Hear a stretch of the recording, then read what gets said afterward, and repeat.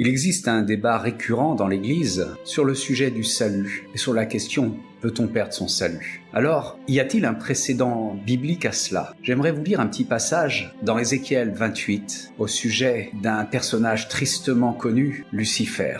Alors je ne cite qu'un petit passage, mais je vous encourage à lire le chapitre en entier. À partir du verset 14, « Tu étais un chérubin protecteur aux ailes déployées. Je t'avais placé et tu étais sur la sainte montagne de Dieu. Tu marchais au milieu des pierres étincelantes.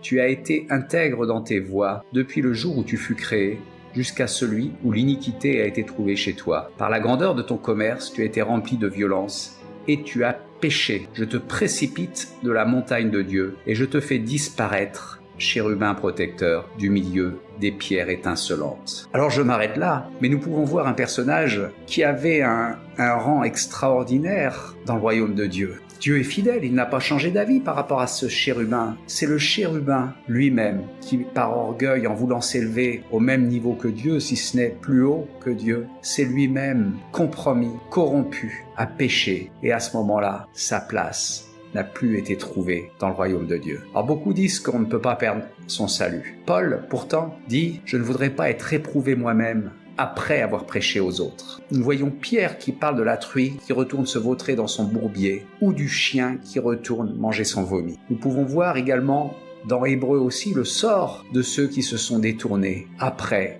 avoir eu la connaissance de la vérité. Alors oui, quoi qu'en disent certains, nous pourrons perdre notre salut. Un salut qui a été acquis par le sang de Jésus, où Jésus nous a lavés de tous nos péchés. Oui, mais de la même façon qu'un condamné à mort a été gracié, par exemple, par un président, si cette personne recommet un délit, sa grâce n'aura pas d'effet sur le délit à venir et elle va être condamnée de nouveau et peut-être être exécuté cette fois-ci. Alors pour autant, nous savons que nous péchons tous, mais Dieu dit, si tu pèches, nous avons un avocat dans le ciel, Jésus. Et une fois de plus, il faut faire une grande différence entre celui qui pêche accidentellement et celui qui se complaît à vivre dans le péché, même après avoir rencontré le salut. Soyez bénis.